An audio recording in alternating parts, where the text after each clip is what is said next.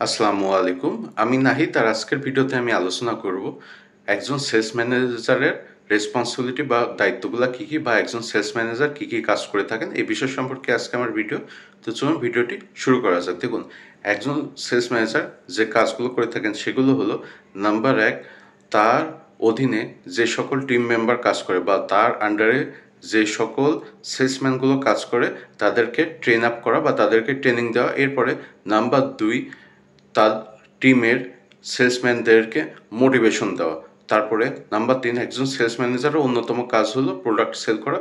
এরপরে নাম্বার 4, একজন সেলস ম্যানেজারের অন্যতম কাজ হলো তার আন্ডারে যদি কোনো সেলসম্যান বিক্রয় করতে অসমর্থ হয় বা বিক্রয় করতে যদি তার কোনো অসুবিধা হয়, তাহলে সেক্ষেত্রে তাকে সহযোগিতা করা কিংবা তাকে প্রপারলি গাইড দেওয়া, যাতে সে আরও বেশি সেল করতে পারে, বা কোথাও আটকায় গেলে তাকে সহযোগিতা করা সেল করার জন্য। এরপরে নাম্বার 5, একজন সেলস ম্যানেজারের কাজ হলো তার ঊর্ধ্বতন কর্তৃপক্ষকে জানানো তার কাজের অগ্রগতি সম্পর্কে এবং তার টিম মেম্বারদের কাজের অগ্রগতি সম্পর্কে।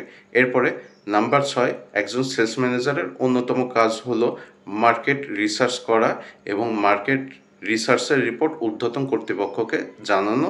যেমন উদাহরণস্বরূপ, একজন সেলস ম্যানেজার এইটা ফাইন্ড আউট করতে পারে বা এইটা রিসার্চ করতে পারে যে কেন তাদের কোম্পানির সেল কম হচ্ছে, তাদের কম্পিটিটরগণ কী কী সুযোগ সুবিধা দিচ্ছে, তাদের কম্পিটিটরগণ কোন প্রাইসে প্রোডাক্ট সেল করতেছে ইত্যাদি নিউজ ঊর্ধ্বতন কর্তৃপক্ষকে জানানো।